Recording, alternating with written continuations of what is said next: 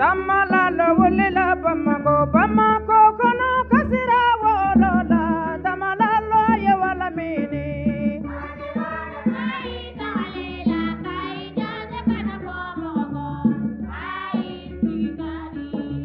Tamala lo wolila sika so kono kasira wolola tamala lo ye wala mini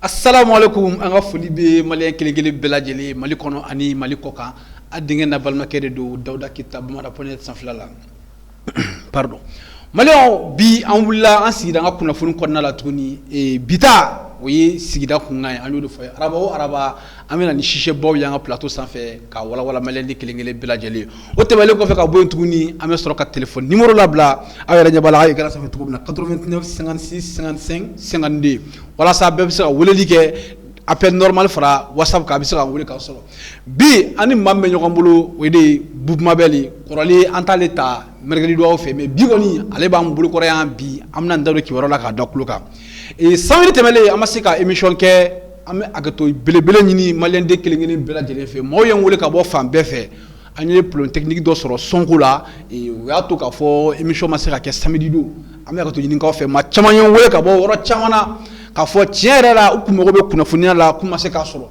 am agato nyini nge me bi koni buma bele abe ambolo ya mbulu woro téléphone numéro betla ala bla ni ngale me malien do fe ka nyishi buma bel ma abo o foye mais yalo che amanda do kiworola kibara munumbe nanda masika sama mena do akonna la ka wala kala de malien de kele bela jelema korob mabel oui e foligan mi lo sana jegla bela na ngatmen bagu yo folo daro amila melkana befo mali kono mali kokan anga diaspora malien daro antingi no fuliko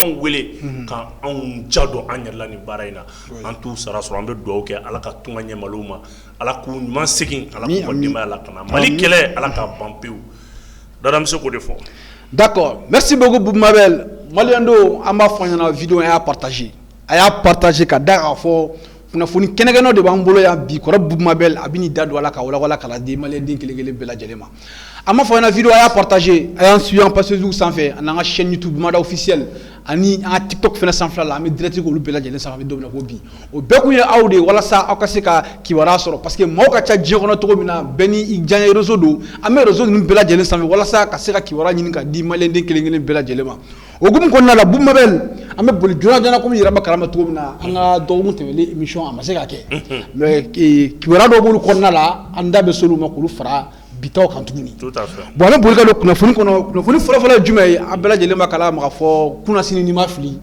e sugar ko kala maiga ale ni e ambassadeur ye nyogonye ye kuma chamanga do yera ko aye jalan fu ye pamparampa yali nyogonye ko na la Boub Mabel e saka bunu soro ka fo malien dim bela jidenya na dawra mbi fonna jagela fura folo e saya fura folo fele jagela di oche ni be saya fura nyini dengeni fi jaka gelea wani ma faso tata be tien fon pamparampa oui ambassadeur agréé be de kun farale ñon kan kanu laski sogela yurla ka fo aw be ka tu France min ko ka be na opération Takuba ka be na France ka intérêt ñini malien tigele no France ñira la c'est une manière de les inviter na mo ko be Mali la individuellement ayna Mali dalil no bede darani sogelu kunyi fo ni dogo ni srani ami do be ka fo way sogel ka fra to bu mayne to bu mana tie tugo horo ani dugu kanu o be se to bula dara to bu dugu ci ibta so dugu de on to bula bla tant qu'on a la ay 15 minutes de gabe français dronka 15 minutes Sogolé kumaro fo ateti atewuli. Ojumai. Akoko le 20 janvier. Oui. Francis abi denka doni manama fon ayonga dugu kono. Avion saba Mali a be détecté. Hein? Mirage. Ni rola mede. Francis avion be ko Mirage. Mirage ye kela jugupade. Okiboy Francis A400 o fana donatu. O A400 donto a détecté là. Tour de contrôle A400 wele ka fa na ki bi ka do territoire mon ka avion jumé. Aye avion bo transpondeur civil kan ka bla transpondeur militaire kan. Na yo ke avec tout radar la patente détecté radar be avion na. Abor ka be tunu. O ya soro Mali yɛrɛ fɛnɛ ka radar an ka moyen de défense aérienne o ya avion détecté ka yɛrɛ ka tila ka avion kɔnɔ minɛn bɛɛ scanner. Ka avion kɔnɔ minɛn bɛɛ scanner ka yira avion na ka fɔ i donna an ka territoire kan. O de Francis dabali ban. C'est la raison pour laquelle la France est en train de négocier. Sinon Francis kun bɛ fɛ ka donner minɛnw ye de. Ka don parce que avion wulila Côte d'Ivoire de. Oui. Avion wulila Côte d'Ivoire, avion chargé la Côte d'Ivoire avec des munitions à l'appui. Personne ne peut contester. Wallahi toi est baraka ni prévu de choquer les comment foni galon kuno ambassadeur donc me wuli ka fa na ki ma tien fo. C'est là tout là. Ambassadeur donc ma fa na ma tien fo. Mais ils sont venus uniquement kana baram na ambado. Dara. Oui. Il va bi kuna. Toi ko opération a bena ka rébellion. Serval bena en kuma mina. Oui. Rébellion ko me ko de ko MLA. MLA. Opération na ke Barkani. Barkan. Mouvement armé ou to élément ka to da ko Sema. Oche. Opération élément ka ke Takuba. Mouvement armé ou to élément ka ke CSP. Takuba ko de ko Bamuru. Ko tigeli kuma sera. Ali demuso ni ba bla ta furu la. Ibi misel le bla ko. Muru e tigeli di. En bamana la dala muru e tigeli di. Wa opération Takuba sokele a fo ka kuma kunche oromina. Akoko Takuba c'est pour diviser les Mali. Afo. On m'a solqué. Les 11 pays membres de la TAS Takuba, ou pas donc où minke. Pourquoi le 31 janvier, Takuba allait URLI, unité d'intervention légère numéro 4, allez oui, Nord là, on y Mali opération que nous fait. Oui. Ils ont neutralisé 27 terroristes. Pour la toute première fois, nous avons une opération en succès. Hein? Pour la toute première fois, Mali Arménie et Tastawa opération en succès. Parce que Mali fanga wunye blende bo kairola kafo na ko mi en côté na ba fanga moti sa ko flaqué. C'est là tout là. Moti sa ko flaqué. Na so domina en fa otra to bobolo la. Na en fa ko ni allemand coopérer là. Français ko me libérer. Agum délivrer. France bra minka auna na ko so ko en les tirailleurs là. Nos parents qui sont allés libérer la France, s'ils avaient composé avec les Allemands et faire un double jeu, sans que Francis soit Jonyal. C'est là tout là. Ni mogo nyanima nyama. François Hollande ko kale na juru sara de. Abina domina o defo.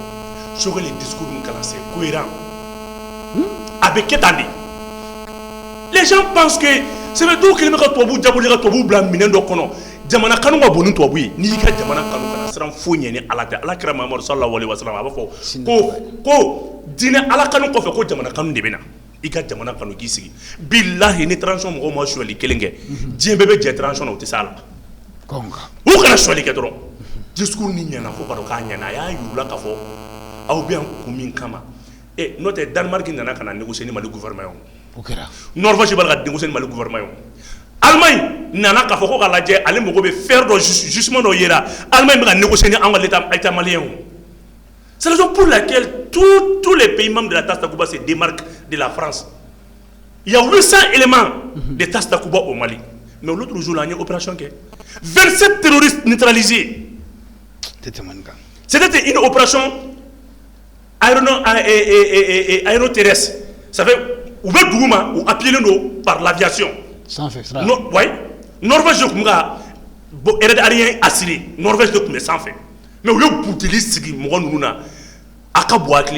Mais mon amour parce que Mali fanga y blé bo sans kaira fo ni be Mali la ni te baraka be ta Dawda on anga me en fo wi anga du bol la ni flèche ni kala ni tambay anya do to bu ni flèche olu e baraka soro moment balcon te fait barka il be barka de ki do to wunye wa yu be fa nyon kula sika fuyi et c'est ça tu sais qu'il y a autorité soutenir quoi il y a soutenir fait que to wula be kay ah c'est que lui fait fois nous ye jigala man seru quoi kay ou be barake ah non mais dwali bana kuma kile nare yere afu wo shogal ko France ka takuba nana de ko ka Mali clé et puis mo de mo soro ka fin jenga mais mo to bu ni shogal ku ye galo to bu kuma fa ki ma tiafo en 66 quand les Américains ont créé une base militaire en France France ko Américains ma kaita Américains ko France ma ko non aya to nga 2 ans qui est passé en moins logistique munana au moins ça nga se ka dota ka bola France ko non ko une armée étrangère est une armée d'occupation coûte 2 ans kon. Et si aujourd'hui nous disons à la France merde on commence à jouer tout le temps on veut un gouvernement comme ça, on veut un premier ministre comme ça. Et bité sanction calculées d'affaires. Effectivement. Et John Salé. Maman j'ai salé. Hein? Maman salé. Et moi salé. Il faut que psychologiquement on a préparé guerre de là. C'est que on me fait avoir toi boulot fanga son guerre de ma. Fanga son guerre de ma. Fanga son ka danyo na ka to nyoko quoi. Ni nous fait que ayo soutenir. Vous be malika here de fait. Wa nyana de anyana bi anyana c'est. D'accord Boumabel. Malion, j'espère qu'il y a un famille sur Boumabel ka wala ñu do fo ñana wala ñu mandoni ko ne ay na fuli munu ba ay ñu trouve na kana dama atati meninga Boumabel o temele ga bo tuni tellement que mal ko yere kilo no ga fado France la anya ye tuni makoram bulla bri kati nyashi kataka lishila an Putin kumara a kuma gara mu yo ko na ko na la o de kaida toujours le fait ka do yali irishi be malaya wa me Wagner be malaya ko Putin ko ale kon ba don ko mo munu me société privée munu me Mali no ko ni Mali sona ka baraka ñoko fe kali afa mo ko na chien chama katin ko nuna yali be munu so ka fa mo ko ngani ko ngani Putin yeli la selim ka di Mali ne bi yali aya confirmer ka ida ko Wagner be Mali wati Mali Macron tara Ursula Putin mata Macron ko aéroport la imagine bien kuya on ta ko aéroport la Putin mata Macron ko ni makla mekla ka imagine di me bla ka publier bamana point net Macron nana Macron tara kumbe mais Poutine mata Macron kumbe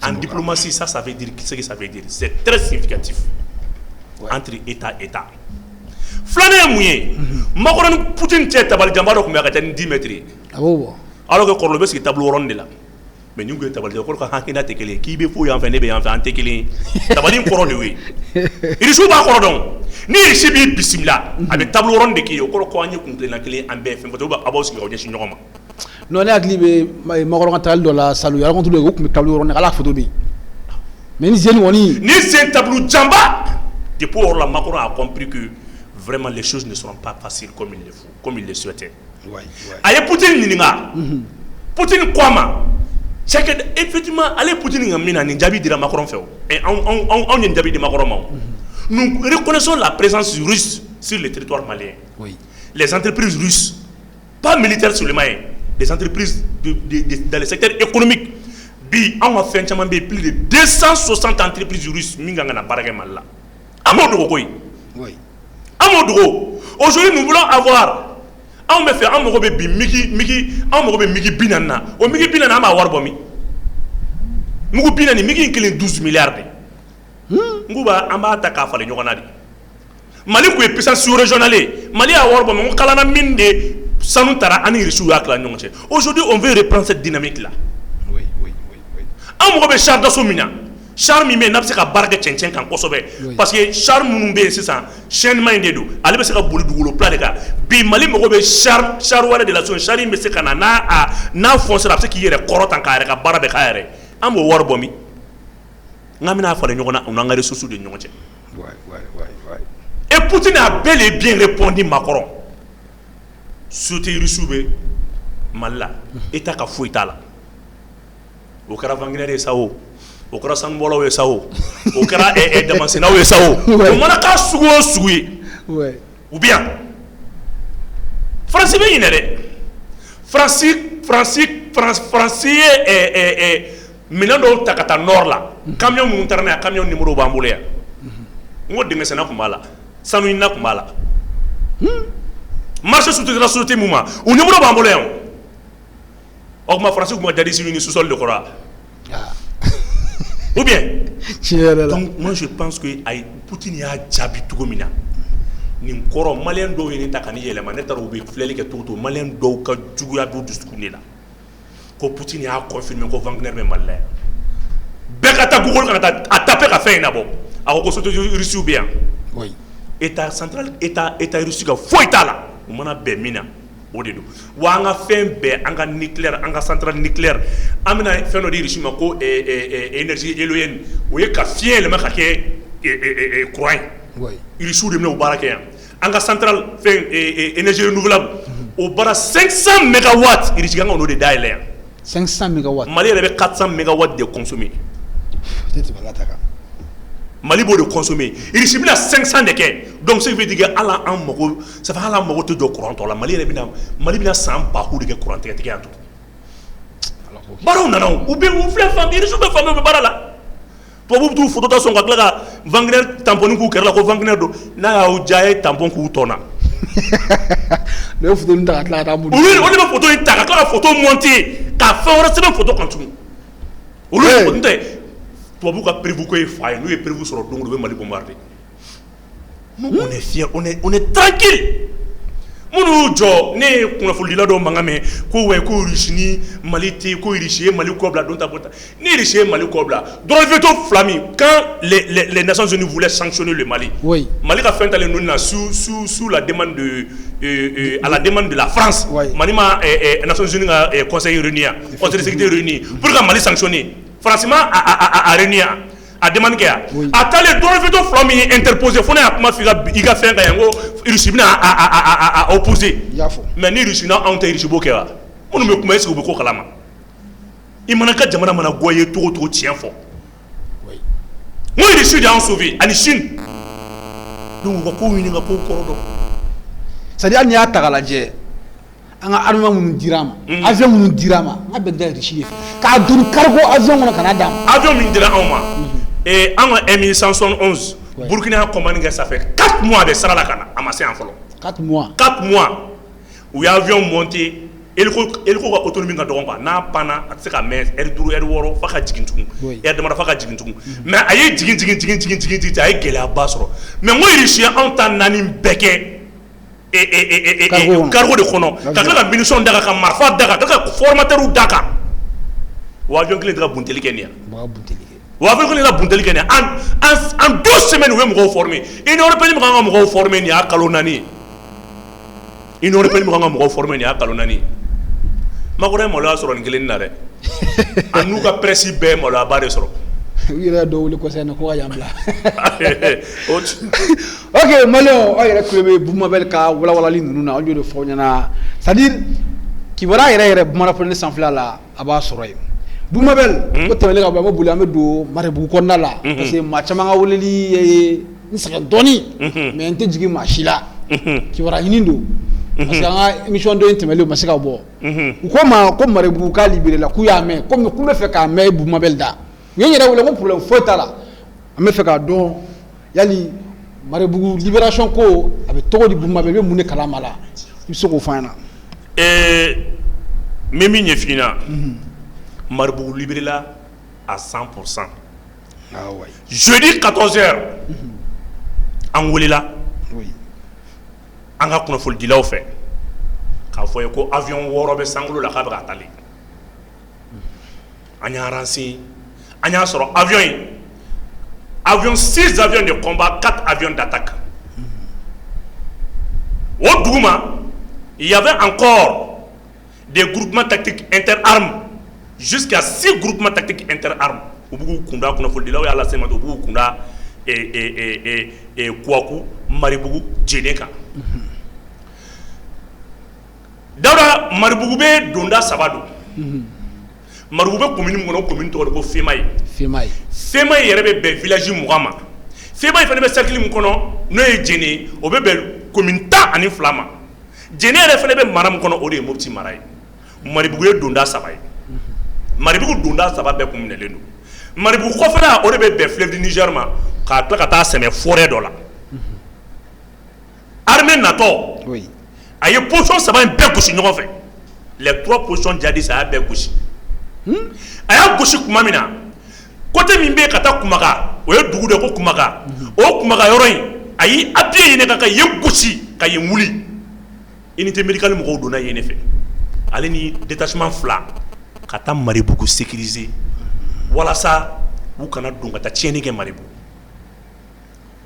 dara ka kuma mina yu gen ku kunda kwaku de kofɛ il y a une forêt au forêt de fana kofɛ il y a l'affluence du fleuve Niger babolo be tɛmɛ yen fɛ donc a y'u gɛn k'u kunda yen kan o yɔrɔ bɛɛ la an ka détachement fila bɛ yen o y'i kunda o kan k'u gɛn o wagati kelen na avion bɛ pilɔnement na ka taa dara fo ka taa se n'u kun sera ji ma o tun bɛ tunun ji kɔrɔ o y'a sɔrɔ an ka bâton autonome force spéciale fana bɛ yen u kunbɛn u karila ɲɔgɔn na u karilen ɲɔgɔn na an ka mɔgɔw ye sebaya sɔrɔ dara sebaya sɔrɔlen l'homme le plus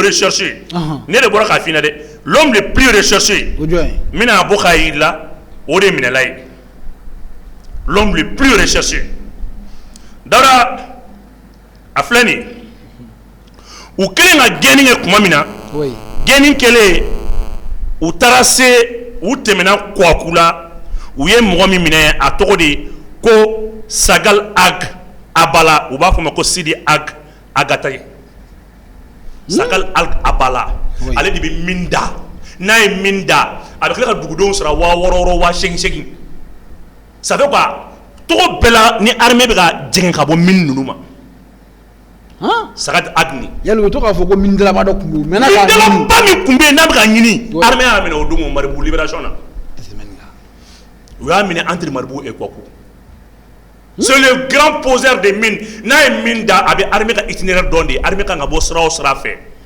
n t'a dɔn mɔgɔ min b'a fɔ a ye u b'a ɲɛfɔ a ye Sagal Ag ni ale neutralisé la Maribugu libération de senfɛ donc an bɛ kuma ni daluyaw ye n ye élément mun sɔrɔ Maribugukaw da n hakili la n y'a d'i ma n'a sɔrɔ a b'i bolo i bɛ se k'a jouer ouais y'a fɔ cogo min na a bɛ ten n'o o ye Maribugu mairie kɔnɔna la u ka secrétaire général yɛrɛ ale ye témoignage dɔ kɛ an bɛ ale Femayi mairie Femayi bɛ Maribugu bɛ Femayi de kɔnɔ Femayi mairie secrétaire général i b'o ka kuma parce que mairie tɛ Maribugu bolo mairie bɛ commune de bolo o de ye Femayi ye d'accord ok technicien n'a sɔrɔ a pɛrɛnnen don an bɛ se ka passer sisan c'est bon Assalamu alaikum. Ok. Monsieur Boubou Mabil Diawara. Ça va bien, Dieu merci. Donc, les Bamara, là, c'est pas tellement. C'est difficile, c'est moi. Hein. Mais c'est vraiment Bamara, là, c'est pas facile, quoi. Mais ben, moi, je m'appelle Moussa Ngoïba. Je suis le secrétaire général de la commune rurale de Femayi, cercle de Guinée. La commune où relève Maribougou. Alhamdulillah, Rabbil Alamin, grâce à Dieu. Grâce aux autorités actuelles. Assalamu alaikum, monsieur Boubou Mabil Diawara. Ça va bien, Dieu merci. Donc, les Bamara commencent par grâce aux autorités actuelles. Le président Goïta et son gouvernement, et grâce aux FAMA, vraiment aujourd'hui, Maribougou est libéré. Et toute la commune de Femayi est contente. Et je suis là depuis le début de la semaine dans la commune. Je suis actuellement à peu près à 7 km de Maribougou. Au moment où je parle, là, je suis à Taga, siège de la commune, siège de la mairie plutôt, siège de la mairie de la commune de Femayi. Donc Maribougou relève de Femayi. Maribougou est à peu près à 16 ou 17 km de là où je suis.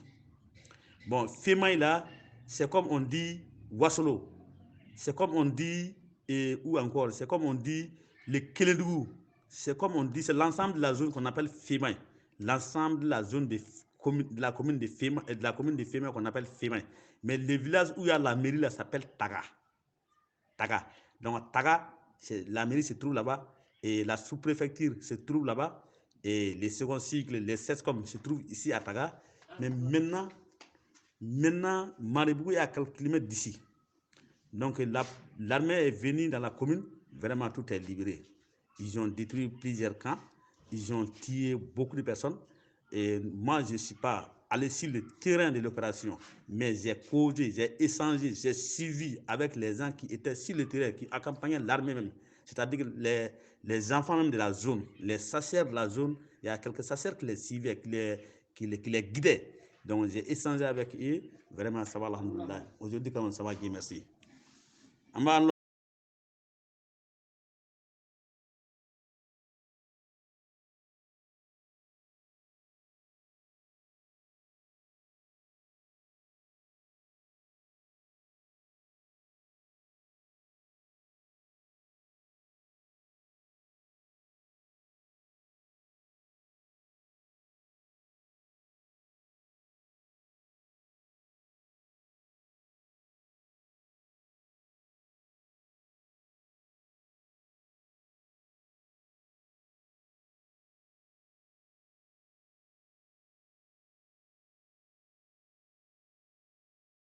Est-ce que bakama ko asibarka o asibarka kolondo be o konna fana tugu ni majugu karla nyona ou ye sebaya soren tugu ni bela kata vers 25 km du côté ouest de Labé sebaya sorla ye fana tugu ka boy kana segu yera fana mara konna la no e opération keletigi se sorla ye fana tugu o konna la ou ye wulka joge bom mun kumbe sarala ou yolu bo o kona femier ou ye mo mun be ou ye balo mine jadisu la 30 tonnes balo Hein? Yo récupéré ku yo mine jaga du ko jaga de la nunu ko o barake armée continue na tun kayelenga na fo kana fo nara o de nara non ça veut mega migne fina ibe opération do kera entre le premier canabla les 8 la kabo akilidema entre le 31 canabla les 8 la kabo akilidema armée opération maliko bra il vers le côté ouest est-ce que va kalama opération et collectif bra il vers le côté droit même vous bra bumtelige kayelende bra bumtelige kayelende. Donc, Moro bira mifo, Maribougou libéré là, Maribougou libéré qu'on fait, d'avoir même profité, bi, qu'on a voulu dire la djougou de bira comment d'en fort, ma faille wallahi, à la basara. Tchero B, abe djougou na moro do wele kolu la chou, ou le bafo, ni djougou ma libéré, ni maquetan, ni dontan, ni botan. Aye abla Facebook au dongo ko Maribougou ma libéré. Bi somana neni mer kumara kunu neni Maribougou ko kumara dugu me ko kwaku o dugu de jadisu tara yende dimanche don kata yene attaquer mo ma sa yare tora marfa de cika teme kaso ka bulika jigin la do mi nara ko cey mbora no de ka ko wele ki do ko Maribougou. Même ce matin j'ai échangé avec les habitants de Maribougou ce matin. Hein? Ce matin. Voilà. Ok, tu m'as dit que nous sommes Maribougou, Maliens ka fo yana ka fo ko armée be baraba de la. Ame domina ko bi Mali armée. Ça dit bravo Mali armée. Ye kele chama ke wo ya sebe ya soro.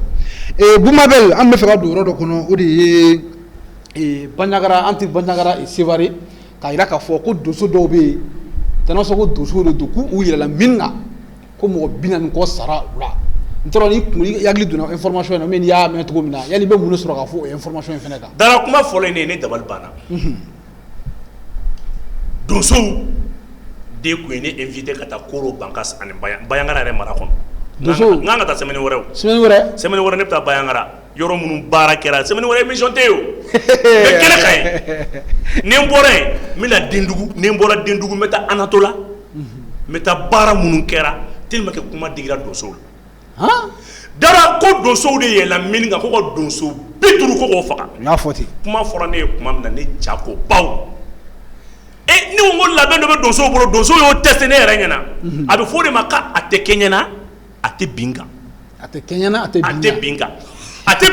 obi duru fila doso ma doso yo obi mine kaira auna obi ka fili ate biuka.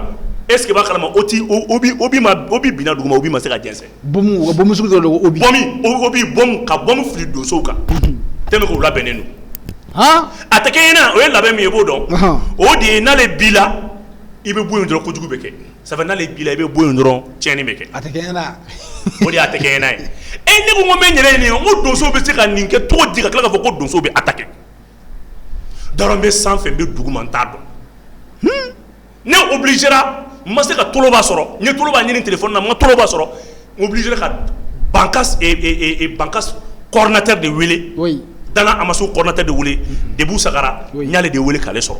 D'accord. Ale ka élément m'an bolo mais ale passé. O kala. Malien n tɛ dɔn hakili b'a la k'a fɔ ko doso dɔ yɛlɛnna min kan ko doso 50 ko dɔw yɛrɛ ko 40 kɔ mais an ye Danasoko mɔgɔ ka coordinateur général ye an y'o ale yɛrɛ fɛnɛ sɔrɔ ale bɛna ale ka témoignage o fɛnɛ bɛna passer a k'o mɛn technicien n'a sɔrɔ a perdre an bɛ se k'a bila ok il faut écouter.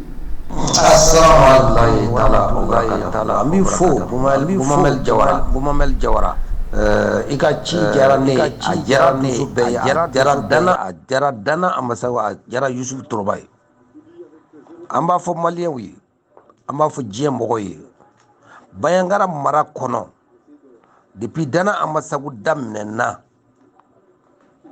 donso 40 a ma deli ka fa fewu hali donso 20 yɛrɛ ma deli ka fa fewu nin waati na vendredi tɛmɛnen le 28 en tout cas Bayangara sira la Bayangara ni Sevare cɛ mɔgɔ jugu nana u ye attaque kɛ u ye mɔgɔ 4 fa mɔgɔ 3 ye donso ye mɔgɔ 1 ye civil ye o kɛra sɔngɔ ani tile de cɛ nɔtɛ mɔgɔ donso 40 o ma kɛ ya u ye kuma min ka di ye u b'a fɔ Douanza mara kɔnɔ ani o ka mɔgɔw fana ye embuscade kɛ an ka mɔgɔ dɔ tora la mɔgɔ 7 o de tora la o fana kɛra samedi nɔtɛ k'a fɔ an ka mɔgɔ 40 a sara o tɛ mais maintenant n bɛ min fɔ mɔgɔ ye peut-être k'u ye Douanza ta nin u ka mɔgɔ min sara jadisi mɔgɔ min sara a ka ca mɔgɔ 40 ye u y'o de yɛlɛma ka kɛ donsow ta ye nɔtɛ an ka mɔgɔ ma deli ka sa fo mɔgɔ 40 mɔgɔ kɔni 1 2 3 4 o kɔni bɛ se ka to kɛlɛ la mɔgɔ tɛ sa ni i ma kɛ ala y'i t'o sɔrɔ n'o kɔni tɛ kɔni k'a fɔ mɔgɔ min y'o fɔ tiɲɛ yɛrɛ la moi Debou Sakara ne tɔgɔ Burama Sakara président coordination Dana Amasago n bɛ Bayangara n sigilen bɛ Bayangara nouvelle min bɛ Douanza min bɛ Koro min bɛ Douanza min bɛ Bayangara Bankas ni ala ka bila la ala ka jɛ n b'a kalama tiɲɛ yɛrɛ la o ma kɛ Mabel i bɛ se ka fɔ yɔrɔ min ka di ye yɔrɔ min k'i ja ka fɔ donso 40 a tɔɔrɔ la o tɛ tiɲɛ ye bi o tɛ tiɲɛ ye sini assalamu alaikum wa rahmatulahi wa barakatuhu n b'aw fo tiɲɛ fɔli la kunnafoni ɲuman dili o ye Mali refondation ye kunnafoni ɲuman dili tiɲɛ fɔli o ye Mali la taga ɲɛ ala ka to an ka tiɲɛ fɔ ala ka to an ka tiɲɛ fɔ an cɛ an baraji aw Dansogo Debou Sakara kando assalamu alaikum wa rahmatulahi ka a yɛrɛ Dansogo a ko k'an Dansogo a yɛrɛ Dansogo ni ko o kuma na ne kun ko sa n ko kuma ko simboya kun fɔra ko fili b'a la wa mais donsow ko ma ko fo ne ka taa ɲɛ da baara kelen kan n k'u ma ko ayi togo ko ayi ne de bɛ taa dara ne bɛ terrain kan inshallah fɛn min mana bɔ a la n bɛna lasama ye aw ka to y'a labɛn ta aw la a ye nin to anw ma Dawuda a ye nin to anw ma d'accord Bayangara Koro Bankas n bɛ bɔ yen n bɛna ɲɔnɔ donsow fana ye n wele ko fo n ka taa donsow bɛ baara min na an ka taa lajɛ kuma fɔlen donsow ye ni dabali banna ne ko mais n ko nin bɛ se ka kɛ donso 50 k'a sa o kuma labɛnw kɛra cogo di o kuma na contrôle de sa ne ye mun de fɔ mais a digira donsow la dɛ Mali kunnafonidila jugu dɔw minnu ye nin ta ka nin yira a ye donsow tɔɔrɔ k'u tɔɔrɔ fo ka dɔn k'a y'u tɔɔrɔ donsow de ye maa 50 kɔ faga u y'o yɛlɛma k'o kɛ ko donso n ko campagne média est ce que i b'a kalama intoxication de bɛ Mali kunnafonidila dɔw bɛ fɛn dɔ ye kuma la ka bon hakili ma mais n yɛrɛ bɛ taa n bɛ taa vidéo kɛ yen a tɛ tɛmɛ o kan tɛmɛ ni walada ye maliyɛnw a yɛrɛ bɔra kalabɛ sisan ni kun ye Danasoko mɔgɔ coordinateur dɔ ye ale bɔra k'a da don a kuma la k'a de k'a fɔ ko olu yɛlɛnna min dɔ kan ko donso maa 50 mais maa 40 kɔ de sara u y'a yɛrɛ k'a fɔ ko olu de ye terroriste n'o ye banbagaci ninnu ye olu de y'u faga fo maa 40 nin kɔ maliyɛnw o tɛmɛlen ka bɔ yen an ɲɛ b'a la k'a fɔ ko maa caman de bɛ ka weleli kɛ an bɛ don min na ko sisan an ka telefɔni ninnu na an b'a fɔ a ye hakɛto ɲini an fɛ y'aw jɔ dɔɔni fɔlɔ an ma tila kunnafoni ninnu bɛɛ dili la fɔlɔ après an bɛ sɔn ka numéro labila maa minnu bɛ fɛ k'i hakilinata minnu fɔ u b'o fɔ Boumabel an bɛ boli dɔɔni an bɛ don yɔrɔ min kɔnɔ o de ye k'a fɔ ko charte de la transition ko ka yɛlɛma dɔ don a kɔnɔna la yali bakuruba la i bɛ mun de sɔrɔ k'o fɔ maliyɛndenw bɛɛ lajɛlen Dawuda transition de l'AIM dit au ban le 27 février. Le 27. Bon, n'a fora transition kumara vice-président Feneka. Oui. Bon, vice-président Koumé Ougatimna, Assimi voulait que par exemple, ni accord colonial ta kaladje. Oui. Charte ta ani kelen de be CEDEAO ni France tiers. A folo ye mien ko to ka ne be kala. Flana ye mien ko France de Europe ba an ka dugu jora na folo bela. Sabana ye mien ko o kumana an ka mɔgɔw be former France. Nanna ye mien France mana fɛn fɛn fɔ o de be kɛ. Duruna ye mien an tɛ se ka ni mɔgɔ wɛrɛ si se k'an bolo di ɲɔgɔn ma ni accord de be fo 10 ani 1.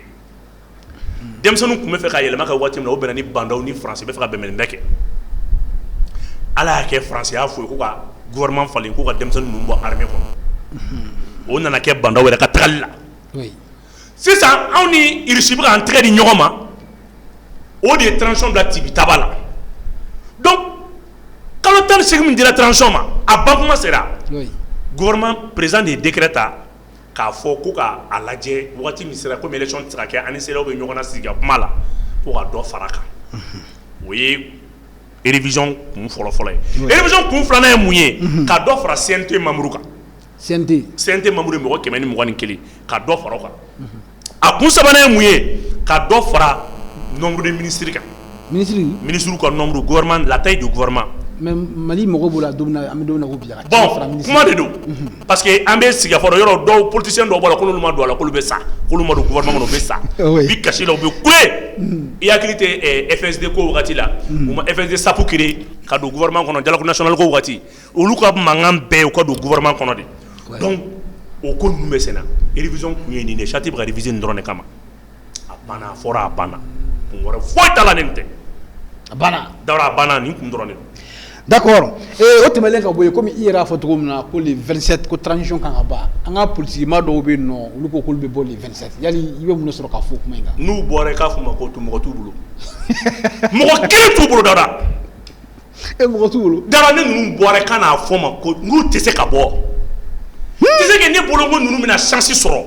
K'a dɔn k'a fɔ ninnu bɛna fɔ transition aw ko anw ma se ka ji di maliyɛnw ma nkalon don aw ko anw ma se ka maliyɛnw lakana nkalon don aw ko anw ma se ka marifa san nkalon don aw ko anw ma se ka jamana sɔrɔ lankala nkalon don ne bolo n k'u bɛna bɔ k'o de démenti mais ninnu bɛ ka bɔ de k'a essayer k'a fɔ wa a ye fɛn fɛn fɔ tiɲɛ don nka an ka don gouvernement kɔnɔ dɔrɔn an ka don gouvernement kɔnɔ dɔrɔn ninnu tɛ se ka bɔ hali u tɛ se ka mɔgɔ 3 labɔ le 27 e bien ne bɛn n'u bɔra ka fɔ ma parce que u tɛ se ka mɔgɔ 5 labɔ u tɛ se. Ou t'es et tiens ne tiens Ambia les 27 ma sura ka ban bidele 9 ya ina cɛ to tile 10 ko ya mais dara e bolo ko malin tɛ se ka ɲagami tugun koyi malin ɲɛ yɛlɛnna de c'est quoi malin mɔgɔ bɛ mɔgɔ la mɔgɔ b'a bonya mɔgɔ b'a sago kɛ e bolo ko transition kelen n'o bi e bolo ko transition mɔgɔ dɔrɔn n'o don malins déterminés de don les Maliens sont déterminés kana taa Rosi bagaba de don u tɛ se ka taa Rosi. D'accord.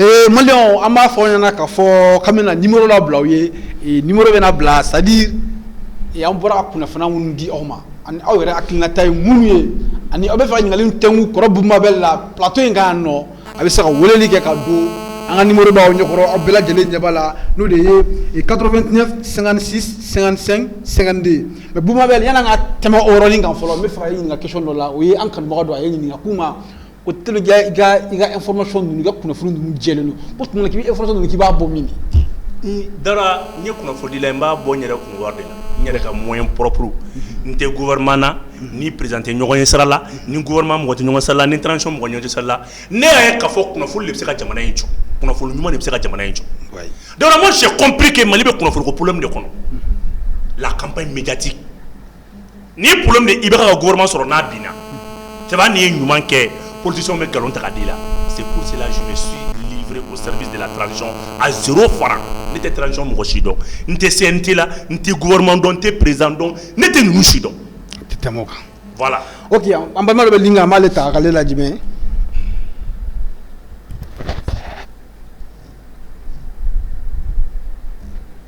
Allo. Allo. A b'i n'a fɔ nin tigi taara han.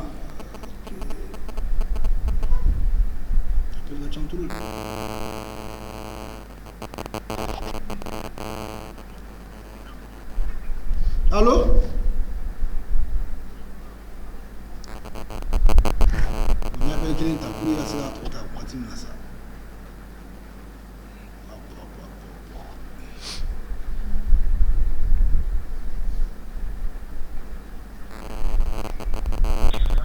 Allo. Assalamu alaikum. I tɔgɔ ni jamu ka bɔ yɔrɔ jumɛn?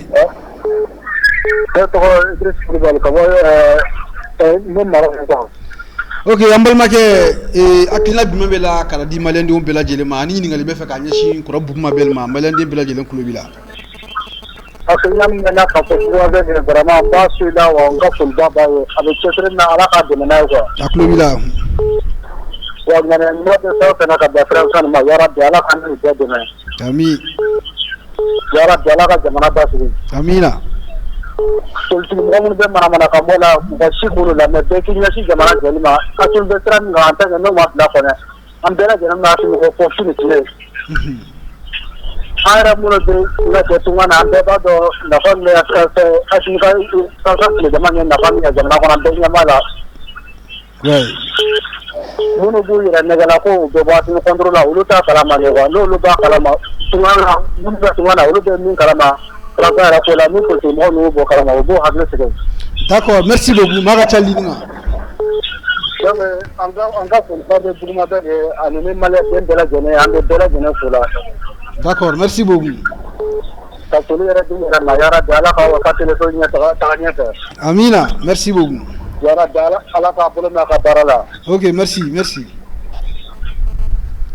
Buguma Bɛl nin bɔra a ye foli kɛ a ye foli belebeleba ɲɛsin i ma ko i ka wuli ka jɔ a bɛ foli belebeleba ta k'a d'aw la Buguma Bɛl mɔgɔw ka ca ligne kan kojugu i yɛrɛ i bɛ appel ta cogo min na ya mais an b'a lajɛ an bɛ dɔ ta k'a lajɛ allo salamu alaikum. Allo aleykum salam. wa i tɔgɔ ni jamu ka bɔ yɔrɔ jumɛn? Ne bɛ wele ka bɔ Gabon. Gabon. Ok. Émission direct banna. Ah? Émission direct banna. On est en direct bɛɛ lajɛlen kulo b'i la an bɛ direct la a ma ban fɔlɔ i hakilina tɛ mun na ani question jumɛn b'i bolo ka tegu ka ɲɛsin Buguma Bɛl ma? Ok. En fait, ne bɛ Buguma Bɛl suit à travers votre émission ani Gaye Malien.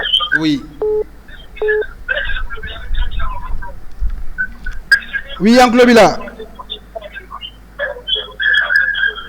Maa ka ca ligne kan Buguma Bɛl yan'an ka taa yɔrɔ jan tuguni maa dɔ ye ɲininkali dɔ bila ka na ale ko yali ko police territoriale ko in yali ko tɛ fɛ ka kɛ police nationale de Azawadi de wa yali bɛ mun de sɔrɔ ka fɔ o hakilina in kan? D'accord, appel jɔra. Awɔ mi appel jɔra nka appel la jɔ fɔlɔ. Ok, appel jɔra. Dara n bɛna min f'i ɲɛna police territoriale la. Oui. Police territoriale kun tɛ dɔwɛrɛ foyi ye, c'est de donner une armée au mouvement armé. C'est pour les autoriser à prendre les armes. Dara tubabuw ye mɔgɔw de former k'u bila Mali la. K'u former des éléments de mouvement armé. U y'u former ka minɛn d'u ma. Bi u tɛ se ka désarmer. Bi u tɛ. Nin tɛ an ka terrain ye accord ko kɔnɔ wa? Toujours an bɛ ka mɔgɔw ta an ka sɔrɔsiya ni an ka polisiya kɔnɔna la. Dans le cadre de l'accord. San o san ninnu bɛ bɔ ni marifabaw ye tugun ka tila ka démonstration kɛ. U ka élément minnu bɛ ni marifa b'u bolo u bɛ min? An yɛrɛ tun bɛ fɛ k'o yɔrɔ dɔn ko mun de la c'est à dire minnu bɛ bɔ san o san u ka défilé kɛ. Mali ta ka kuma o la. Bon o de banna nin sen in o de banna. C'est la raison pour laquelle MINUSMA ka mission bɛ ban juin 2022 a tɛ renouveler abadanama ninnu désarmer. États-Unis tigɛr'o kan Mali tigɛr'o kan bɛɛ tigɛr'o kan. Olu ka politique de kun dilan n'u se ka pression kɛ gouvernement kan ni politique kun dilanna en ce moment mɔgɔ min tun bɛ bila politique minɛn kɔnɔ. U n'u ka armée kun b'o bila o kɔnɔ a bɛ fɔ sa non u tɛ se ka désarmer c'est la police territoriale donc u bɛ yen u ka fɛn de kama. O politique bila ka rattacher région président de la fɛn de kan. Donc an ni armée nana k'a bɛ intervention kɛ politique kun bɛ se ka armée bali ka taa intervention kɛ. Je que kuma la politique territoriale ka caya mais fait comme a expliqué qu'on te foyer c'est comment trouver un statut au mouvement armé k'u ka marifaw t'u bolo a kun y'o dɔrɔn de n bɛ bɔ kuma kɔnɔ n t'ale janya quoi. Voilà. Donc bɛna an bila an ka nin sini n'an ye politique kelen kelen sisan politique de tun bɛ armée régulière gɛn ka bɔ o de ka kɛ mouvement armé ye sisan a bɛ kɛ police territoriale de sisan. Dara san 10 san 20 san 40 san 100 ni Kidal sanu nafa banna ni Kidal pétrole nafa banna ni pétrole yɛrɛ Kayi u bɛna nin politique dɔ la ye Kayi fɛnɛ tugun ka Kayi fɛnɛ déstabiliser u b'o mɔgɔw fɛnɛ armé olu fɛnɛ bɛna Kayi fɛnɛ déstabiliser o de y'a to gouvernement y'a projet retiré k'a abandonné carrément Le gouvernement a carrément abandonné ce projet-là. Ok, Rob Mabel, au Famera, et de la question nana, on me fait quand il Fenaka. Allez à Irak à fort, Kouyali, est-ce qu'il y a une chibena son, Kamalila Bla, ni Sadi, nous, ou bien Sadi, Ukraine autant que on a au Kobe Tui, Sadi, Malif Irishifenaka, Malila Bla, Kouyali, Irishibena son. Irishika, Malika Borishiboloni, Ukraine. Hein? Irishika n'a pas fait mal à Ukraine. Irishibem Mali n'a fait depuis 1958. 1958. Depuis 58. Indépendance. Russie a Mali sur 61. Le premier partenaire économique du Mali, c'est la Russie, avec un taux de participation de 27%. La Russie a économie soutenue à hauteur de 27%. France est 23 ou combien? France est le deuxième partenaire économique. Donc, à final, la Russie voulait installer 6 nouvelles bases militaires en Afrique. Oui. Ou pas d'amener le Mali. Faut que Mali dit, il s'est dit même Mali a dit de Douchika. Mo fina, il a attiré Jabinoy. Quand il s'est dit Mali a partenariat, c'est gagnant-gagnant. Alors ça quoi c'est quoi? Sur le système de défense là, on a un missile m'dama, missile Cabri, anti-navire un missile m'menya fina, missile Cabri. Ni à l'air de porter, ça fait 2500 km avec Gouchelike. Il s'est dit Doubama. Il s'est dit Malgané. Ça, je te dis. Ni mon taf, mais aucun n'est pas donc. D'accord, merci beaucoup pour m'avoir amené la question de la Touni. Et donc, on a gagné bien non. Et non, tu as gagné le professeur Clément Dameli. Allez à Ida Kafo, avion nous sana, kuya Ida Kafo, crowd, avion crowd terre. Yali, il veut nous sur Kafo ou information. Il va faire Clément. On est de quoi ma avion crowd, avion nous monter à Andy. Quand on est à l'aéroport là, on est combien à l'aéroport là? Avion pays, avion croix.